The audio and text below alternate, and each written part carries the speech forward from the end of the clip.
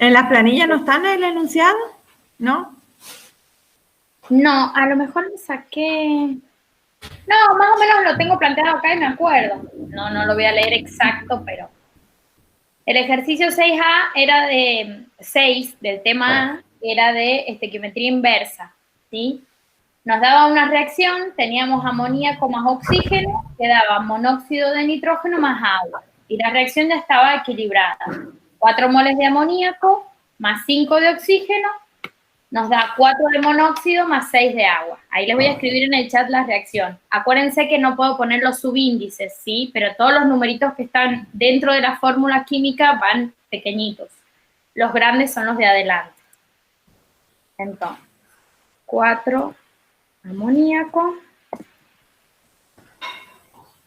5 oxígeno, y eso daba 4 de monóxido más 6 de agua. Esa era la reacción que nosotros teníamos en ese ejercicio. El ejercicio me decía que yo obtenía 1200 gramos de monóxido de nitrógeno y me preguntaba cuál era la masa de amoníaco que yo tenía que utilizar para obtener esos 1200 gramos, teniendo en cuenta que el rendimiento de la reacción era del 80% y que el amoníaco tenía una pureza del 75%.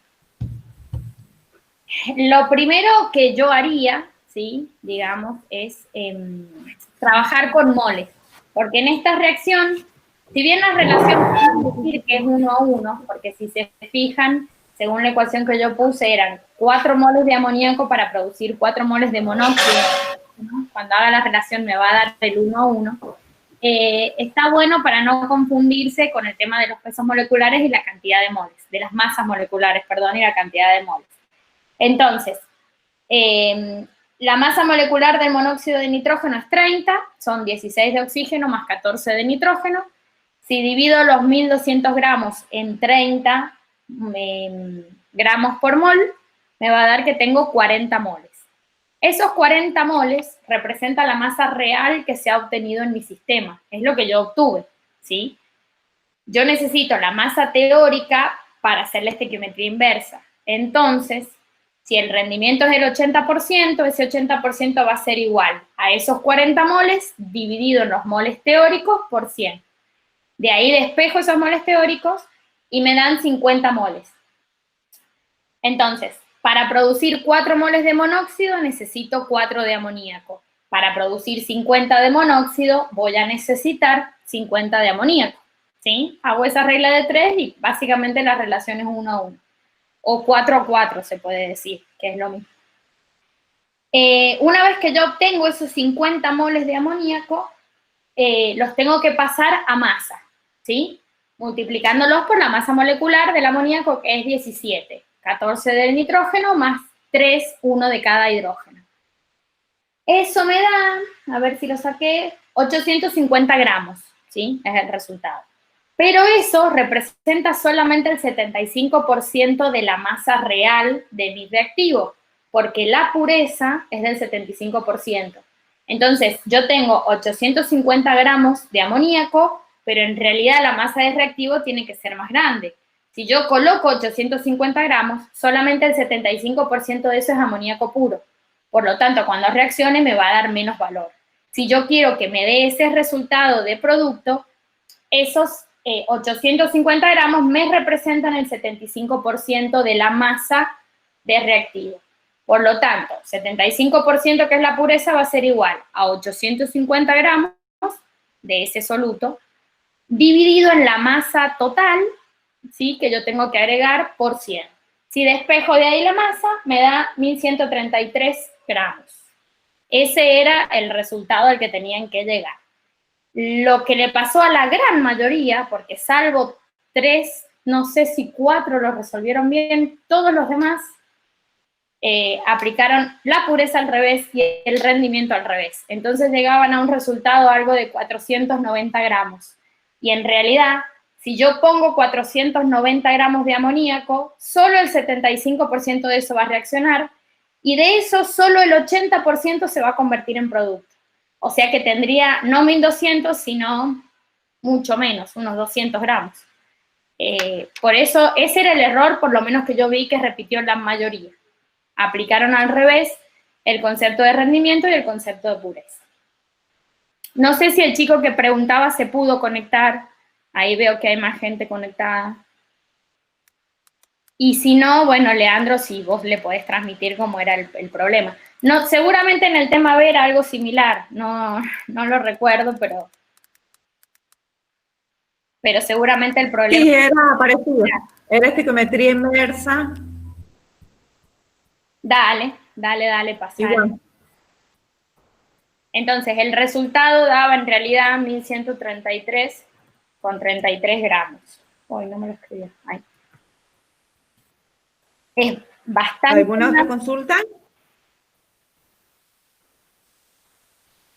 ¿Alguien más quiere consultar? Es bastante más que lo que ustedes ponían, es mucho más del doble de lo que ponían como resultado la mayoría.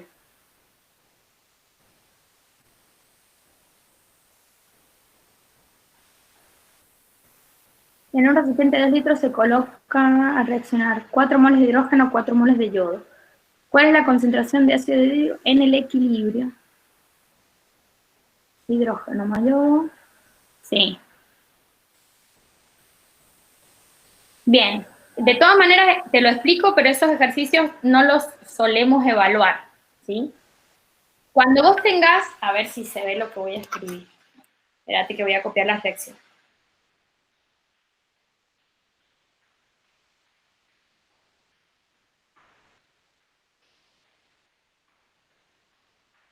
Me dice que tengo 4 moles por litro y 4 moles por litro.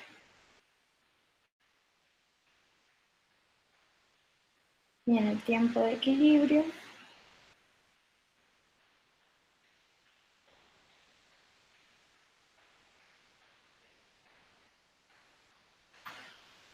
A ver, esperen que saque el chat.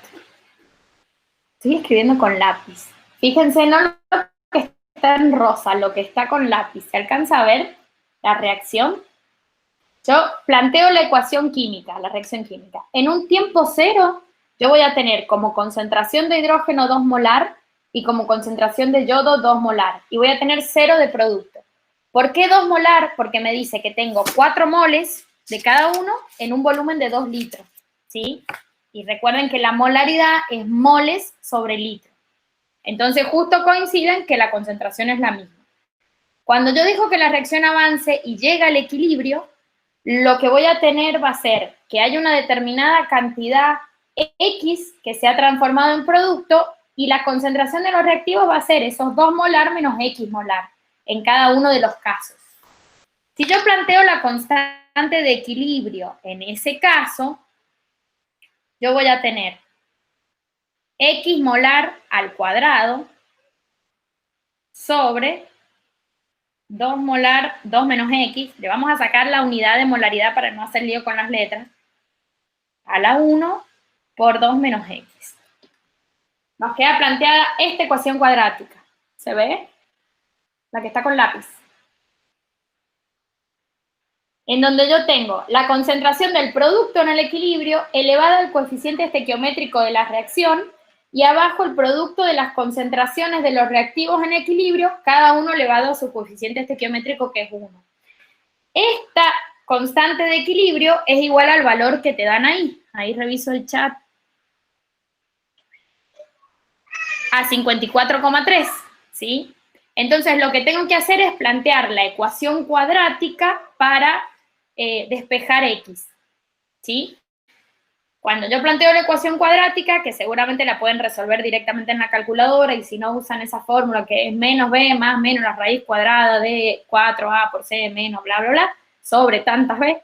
Bueno, con esa ecuación yo obtengo los dos resultados, de las dos raíces de esa ecuación cuadrática. Si me da uno positivo y uno negativo, el negativo lo descarto. La concentración siempre toma valores positivos. No tenemos nada que sea ni con masa ni con concentración que me dé negativo. Entonces tomo la otra raíz como resultado, y esa va a ser la concentración en el equilibrio. Ahora, si me da los dos valores positivos, ¿sí? Tengo que ver que tiene que ser menor a 2 molar la concentración. Seguramente uno me va a dar menor a 2 y el otro me va a dar mayor a 2. Tomo el que es menor, ¿sí? Porque si yo de entrada tengo 2 molar, seguramente, si la reacción ocurre en su totalidad, supongamos que sea irreversible, que básicamente todo reacciona, y voy a tener casi 2 molar de producto, ¿sí? Entonces, tomo la raíz que sea positiva, pero menor a 2. De esa manera encuentro la concentración de equilibrio. ¿Sí? ¿Se entiende? Nosotros en general no les damos problemas para que resuelvan de ese estilo. Generalmente los problemas de equilibrio tienen más que ver con aplicar el principio de Le Chatelier, hacia dónde se desplaza el equilibrio, si yo modifico concentraciones, presiones, temperaturas. Pero bueno, está bueno que por lo menos lo sepan plantear.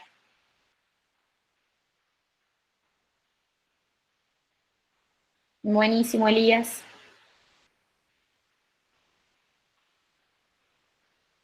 Rocío, el equilibrio homogéneo y el equilibrio heterogéneo. Sí, ahí le estaba explicando por el chat. Sí, tiene que ¿Qué diferencia hay?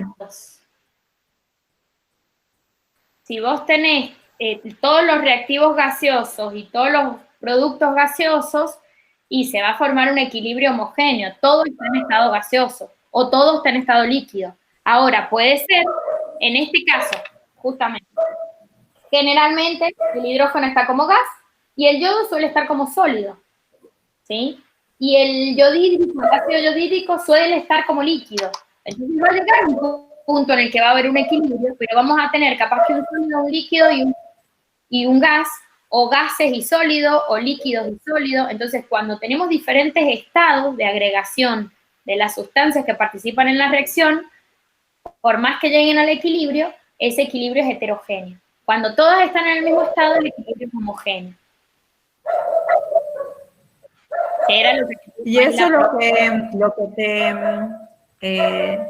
porque es importante, porque después para sacar las constantes de equilibrio, en un equilibrio homogéneo se toman las concentraciones de los intervinientes, la especie interviniente, y en un equilibrio heterogéneo la concentración de sólidos y líquidos puros no se considera. Claro. En la expresión para la constante de equilibrio. Por eso es importante saber qué diferencia hay entre ellos. Claro, los sólidos no se consumen y los líquidos generalmente nunca están puros, siempre están disueltos en agua. Pero si tenemos agua como reactivo o como producto, no se considera su concentración en esa constante.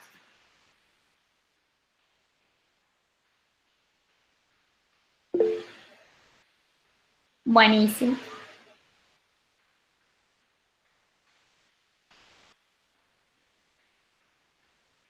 Creo que no nos hemos comido ninguna pregunta, porque por ahí empiezan a escribir y se nos va la pregunta para arriba. No, estamos bien. ¿Qué más?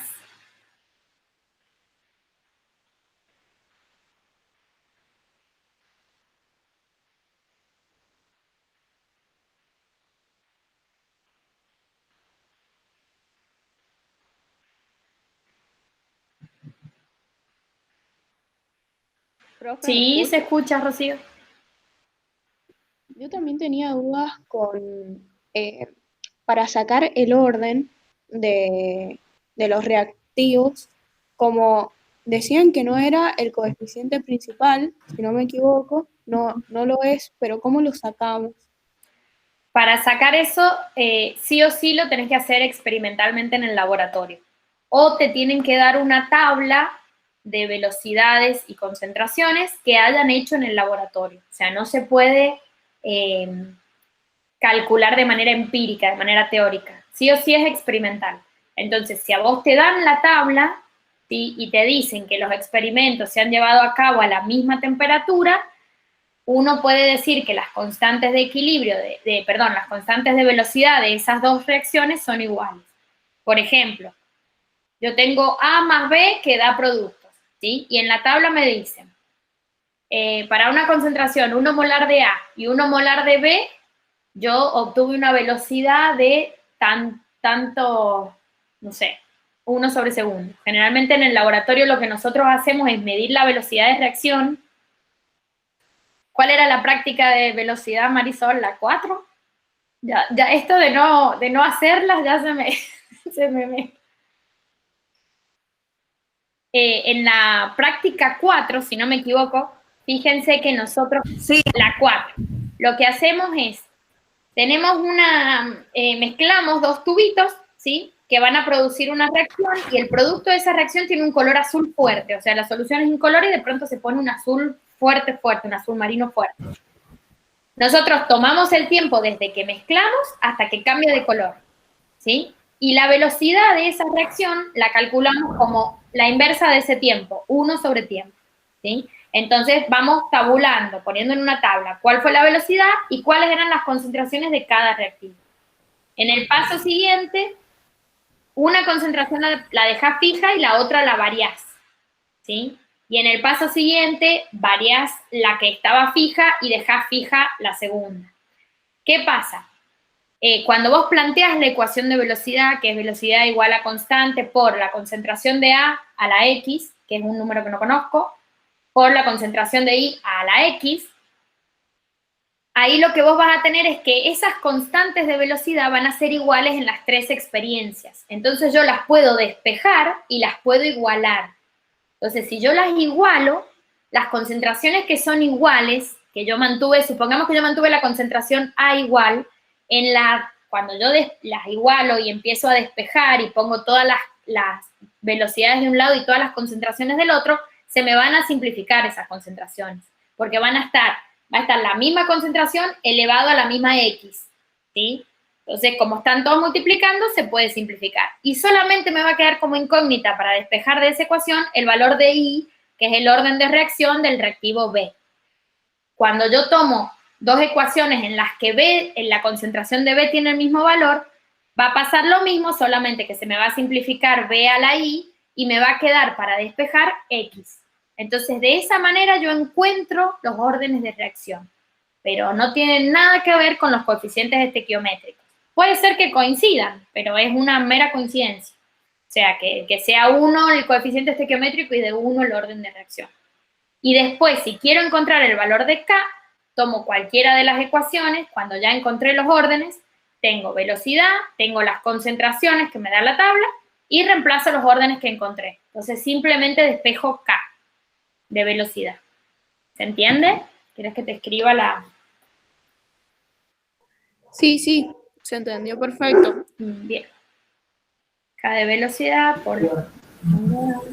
A los ejercicios resueltos en el Power de ejercicios resueltos de velocidad. Claro. Sería una cosa así el planteo. Entonces yo tengo datos de B, datos de las concentraciones. Si yo tengo más de una ecuación y las K son las mismas porque la temperatura de cada experiencia se mantuvo constante, quiere decir que la constante de velocidad va a ser la misma, entonces de ahí puedo igualar las K. Y hay, bueno, diversos métodos matemáticos después, o despejo K y lo igualo, o divido una ecuación en la otra y se me simplifica K, o sea, hay distintas formas matemáticas de llegar a resolverlo, pero siempre se resuelve así, desde la parte experimental. Si no hago el experimento, o si no me dan la tabla con los datos que surgieron del experimento, no se puede calcular. Si está en un libro, es porque alguien hizo ese experimento para esa reacción en particular, y bueno, pone los datos. Pero no es algo que, como el equilibrio, que sí lo puedo sacar de la ecuación química. Perfecto, profe, gracias. Bien. Los ejercicios entonces serían como los que ya están resueltos en la guía, digamos. Sí, en general, no, para los parciales nos vamos a basar en los que les hemos dado en las clases.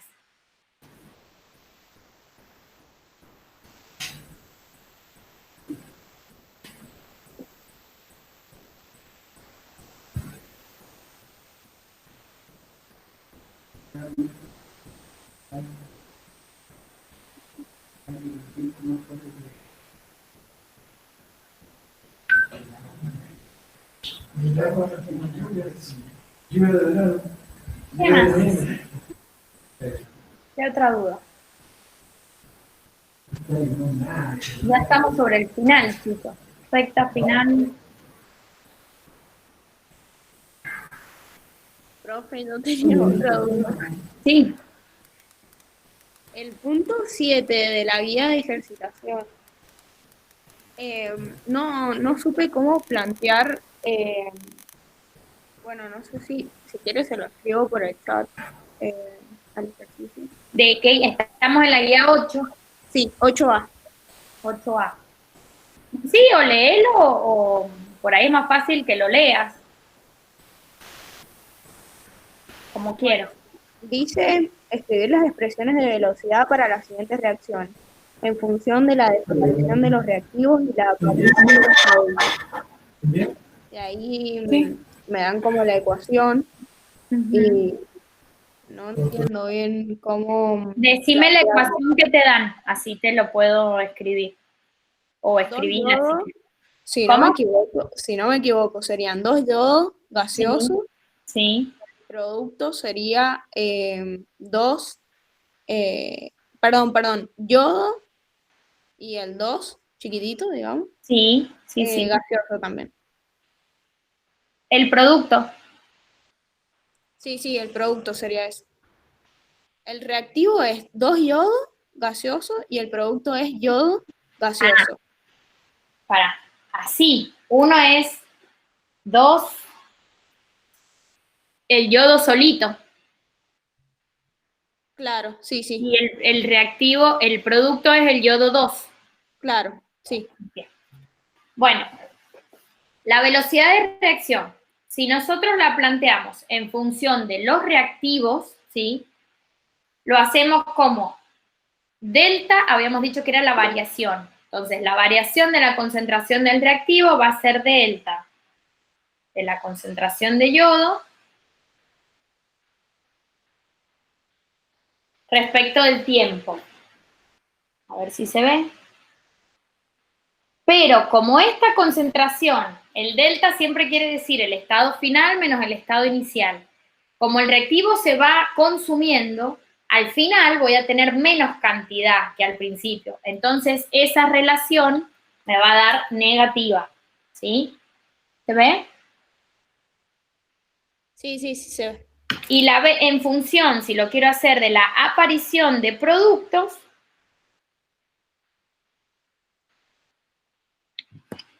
hago lo mismo, hago el delta de concentración del producto respecto del tiempo, pero en ese caso me va a dar positivo, porque al final, cuando digamos llegue al equilibrio y se termine esa reacción, voy a tener más producto que al principio.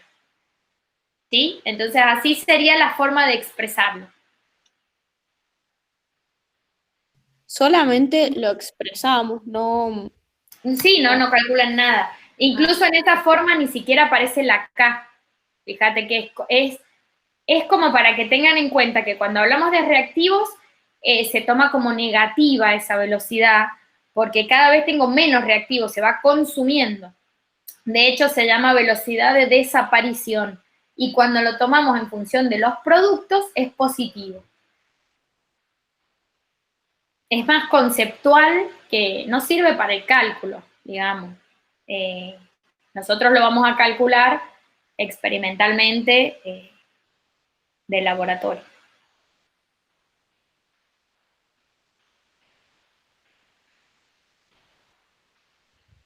Perfecto, profe, gracias. De nada.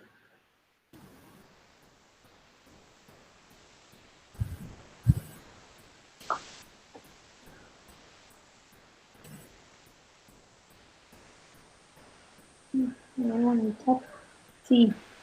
Escribe la expresión de velocidad para decir en función de los reactivos. Ah, bueno, es justo lo que acabo de hablar. Buenísimo. No tienen que tener en cuenta los coeficientes estequiométricos porque estamos en velocidad, no en equilibrio, ¿sí? Simplemente tener en cuenta que es la variación de la concentración con respecto al tiempo. Si es un reactivo, va a ser negativa. Si es un producto, va a ser positivo.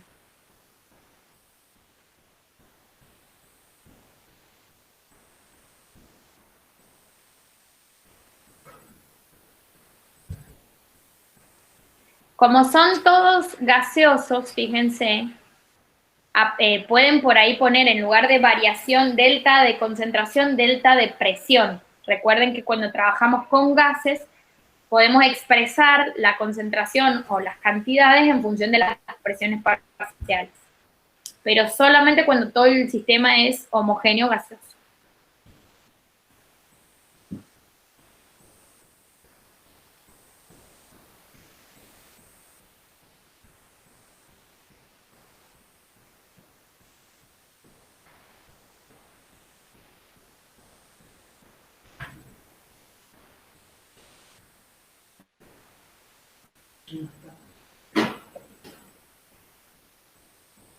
¿Qué más? ¿Qué más?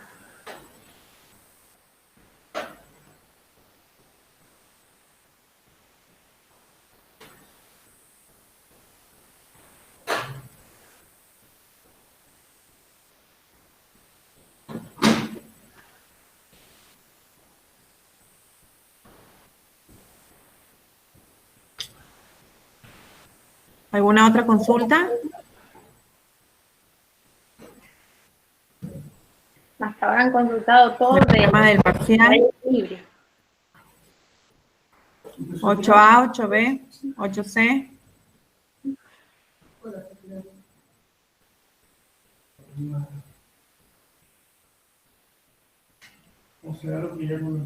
El martes tendremos consulta también. Creo que está prevista, porque el parcial es el miércoles, creo que está previsto tener una, en el horario de clase, consulta. Lo tendría que confirmar bien con Inés, que es la profe que está, pero sí, creo que va a ser una clase tipo pulmón para que puedan sacarse las dudas de estos temas que les puedan llegar a quedar ya al ir acercándose al parcial.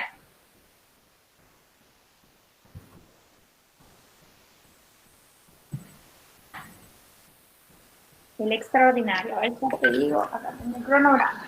Según el cronograma, sí, venimos cumpliéndolo a rajatabla. El 10 de diciembre, 10 u 11 de diciembre. El 10 de diciembre. Viernes. Estamos ahí viendo. No, si 10 viernes. Ah, yo tengo jueves o viernes. Jueves 10 o viernes 11, por ahí.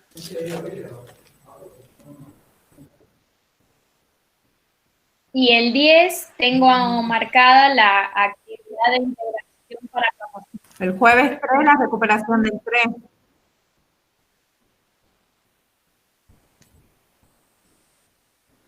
Sí, el 10 tengo marcada la actividad de integración para promoción y el 11 la recuperación extraordinaria. Esa semana va a ser, esa ya es la última semana que tenemos de actividades.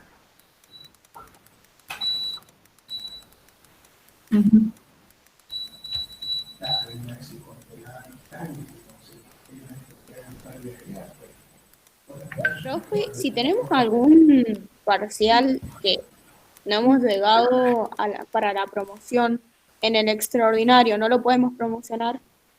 Mira, tengo entendido que sí, pero en esta, digamos, en este cursado virtual, sí o sí tienen que rendir una instancia como de integración, que se rinde oral a través de Meet o del aula virtual, para fijar los conocimientos. El semestre pasado, esa instancia fue la única que hicimos presencial, y fue justo el 19 de agosto cuando fuimos a evaluar a la siesta y a la tarde explotó Caucete con casos y volvieron todos para atrás y fase 1. Como no vamos a poder hacer la evaluación presencial, esta evaluación integradora se va a hacer, digamos, de manera virtual individualmente, evaluando alumno por alumno. Todavía no sabemos bien cómo.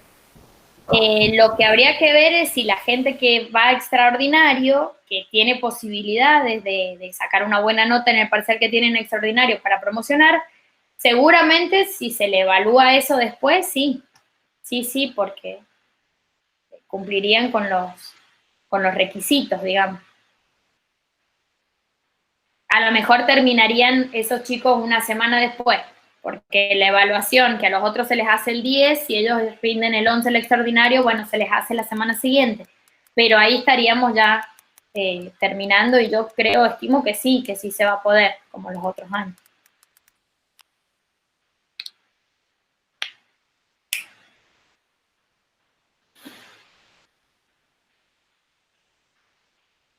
Sí, se rinde los días martes, salvo en las mesas que son durante el cursado, que como tenemos clase los días martes sí podemos, lo tomamos o a la tarde o el miércoles o algún día que no se nos superponga con el cursado, pero cuando no hay las mesas ordinarias, que no hay clases, son los martes.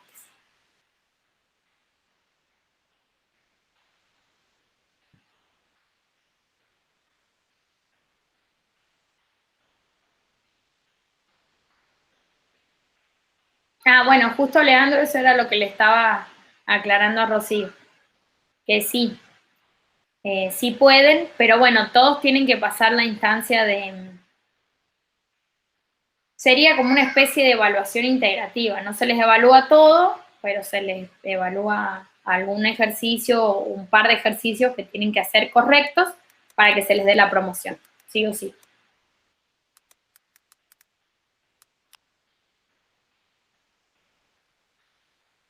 Con cámara y micrófono, sí.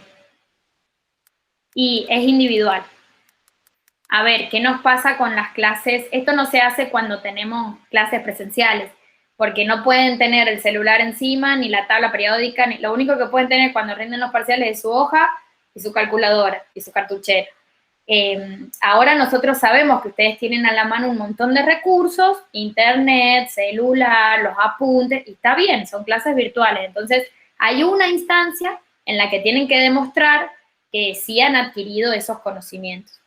Entonces, es como rendir, digamos, un pequeñísimo final, porque no se compara con la longitud de un examen final, pero sí se les hacen un par de preguntas específicas, 2 o 3 cosas específicas, que si no las resuelven, les queda la boleta, y si las resuelven, o sea, no pierden la materia, quiero decir, si las resuelven, tienen la nota de promoción, si no las resuelven, les queda la boleta.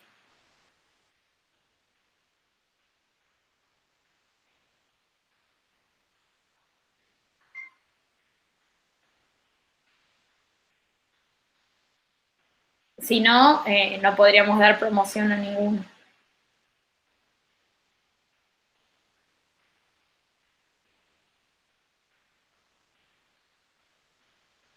Profe, tengo una duda, pero de la unidad, de la unidad 8. Sí. Es puntual igual. Si la constante de velocidad K, cuando una reacción química aumenta su valor, disminuye la energía de activación. ¿Cómo? No entiendo la pregunta. La constante de velocidad K Sí. de una reacción química aumenta su valor si se disminuye la energía de activación de esa reacción. No, sí. Sí, por la ecuación de Arrhenius. Espérate que no me acuerdo la ecuación. Era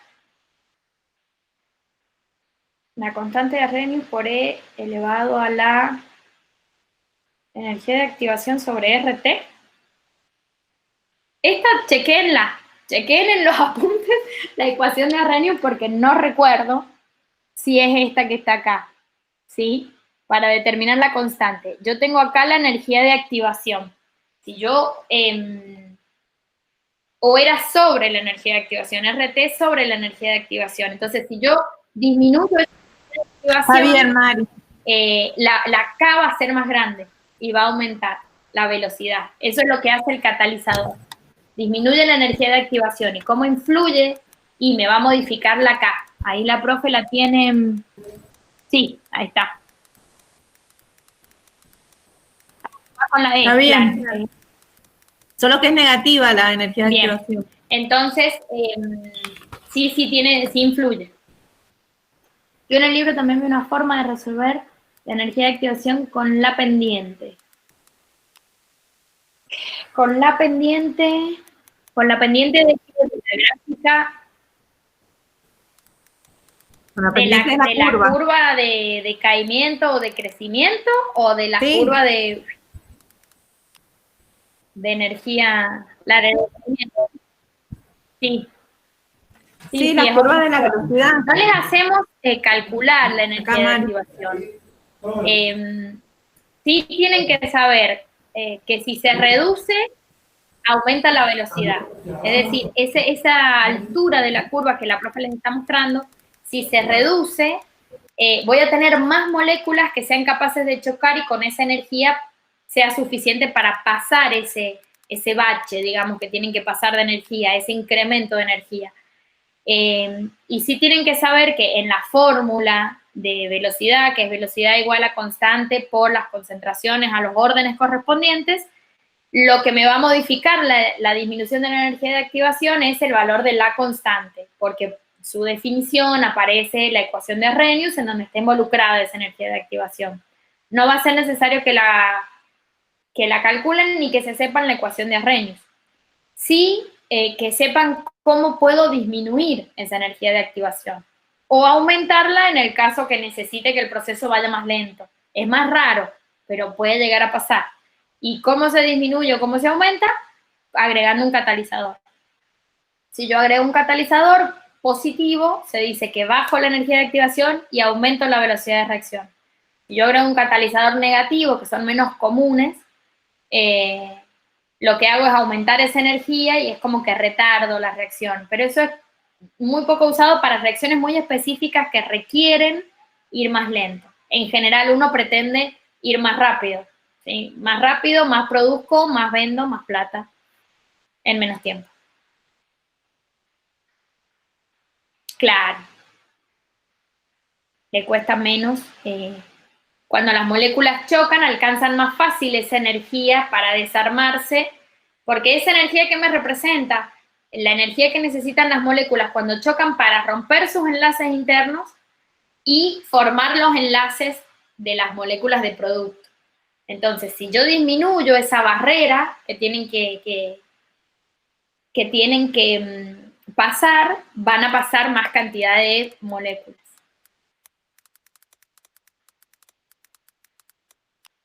De nada.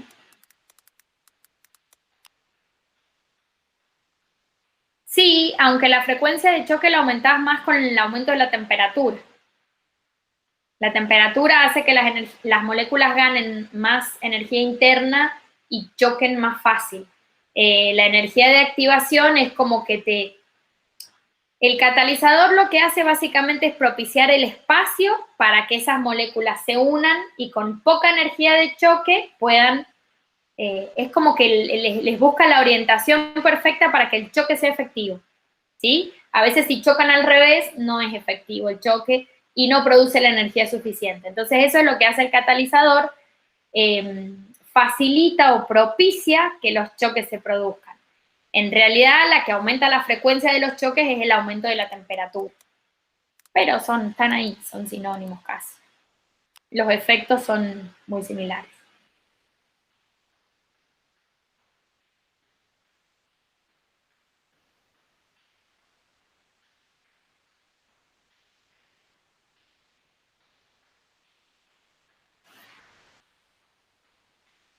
Buenísimo.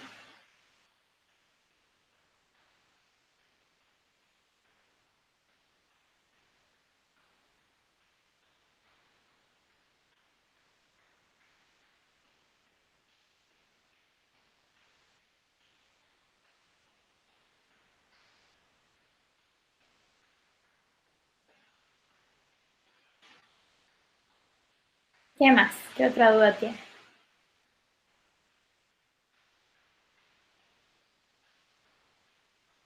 Bueno, de nada.